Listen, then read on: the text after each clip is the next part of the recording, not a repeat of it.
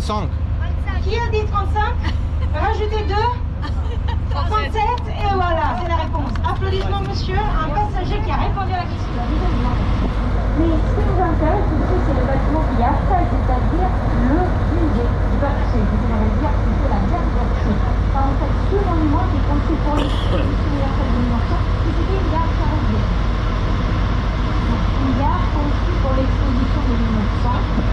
Ensuite, la gare sera abandonnée, on ne savait pas pendant, jusqu'à ce que dans les années 70, à l'ère de l'usage de peintre, d'ici, on va transformer en un musée qui ouvrira ses portes en 1900.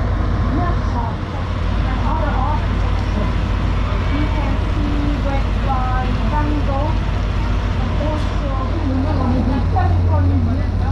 C'était une grande forteresse qui avait été construite par le roi Philippe Auguste à partir de 1190.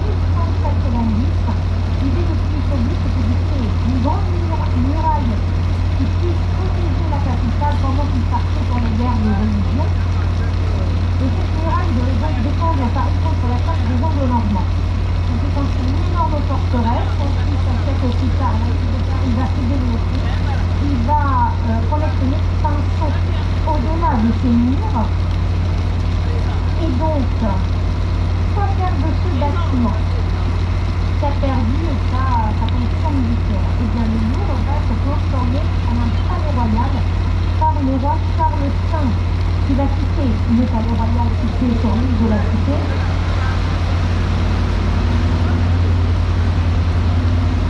Et donc, c'est ça, Charles V qui transforme le Louvre en un palais royal.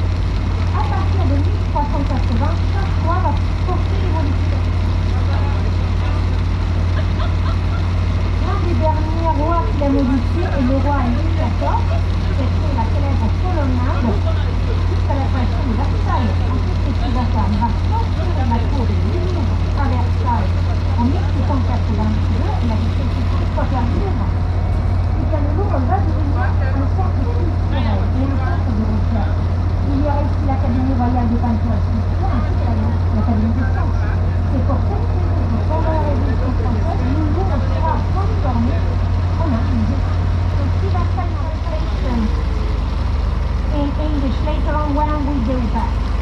So now look at this bridge. This is really important. This is called Le Pont des Arts, and this was the very first metallic bridge of Paris constructed under Napoleon I in 1804. Donc ça, c'est le célèbre pont des Arts, le premier pont métallique de la capitale construit à l'époque de Napoléon Ier en 1804.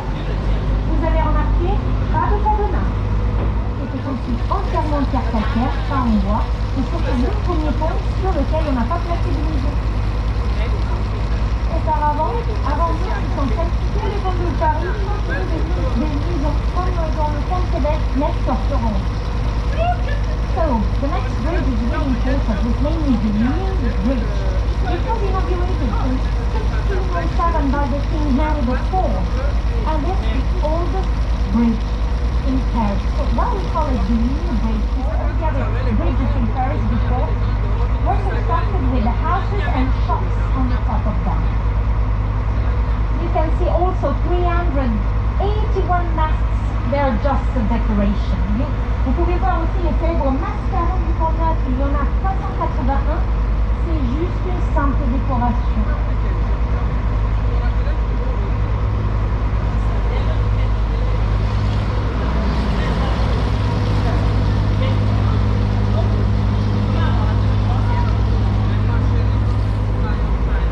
Et bienvenue maintenant au centre de la ville, à gauche, et aussi la célèbre cathédrale de Notre-Dame.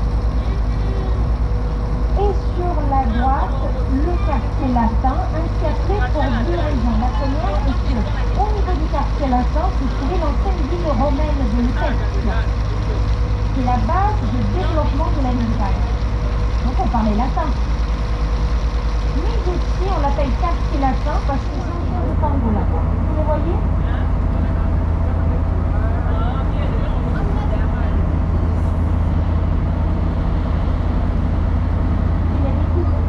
Tango là. De l'autre côté, normalement, il y a la salsa, la bachata, et la dernière, c'est pour les danseurs.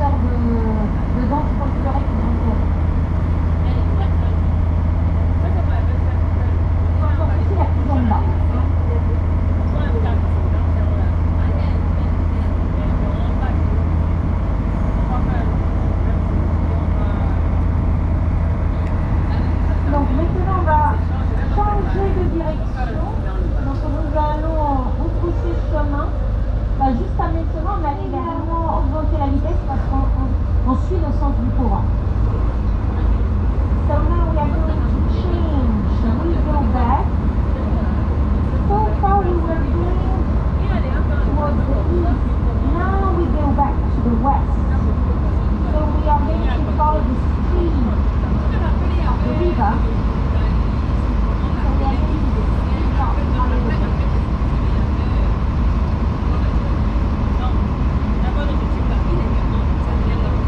So on average, we go 12 km per hour. Et à droite, on a la rive droite. À gauche, on a la rive gauche. À droite, on a la rive droite. Donc on dit pas nord et sud, mais droite et gauche. Et maintenant, vous savez pourquoi.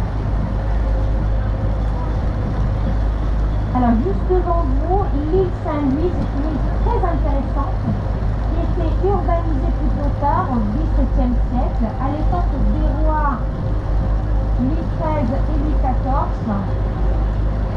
Donc la noblesse ont élu domicile. C'est pour cette raison que vous trouverez les plus beaux hôtels particuliers de Paris. Un exemple, c'est l'hôtel Lambert. Aussi l'hôtel de Lausanne qui ouvre ses portes seulement lors des journées du patrimoine. So the island on the left is really interesting. It's out of the beaten path. It is called the L'Île Saint-Louis. Well, this island was urbanized only in the 17th century during the reigns of the kings Louis XIII and Louis XIV. Here you have a really nice example of architecture.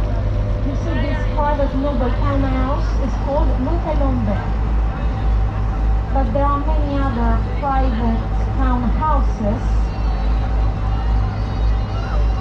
It's a really interesting place. If you want to know how Paris was before the great transformation that were made in the second half of the 19th century. And now, look in front of me, there is a wonderful bridge. That is the oldest bridge in Paris. It is called the Pont Marie, named after the engineer who created it.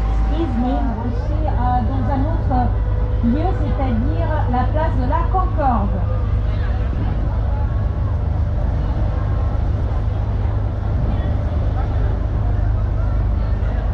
So now look on the left, you're going to see the most ancient hospital in Paris. It's going to be located this big green building. Alors le grand bâtiment gris à gauche est l'hôtel le plus ancien hôtel de Paris. Et tout de suite après, vous verrez un dôme.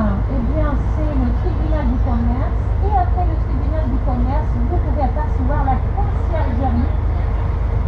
C'est-à-dire l'emplacement, it is called la conciergerie.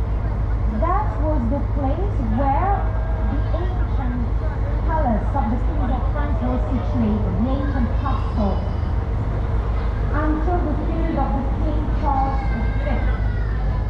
So until 1360, that was 93. Alors tout de suite après, si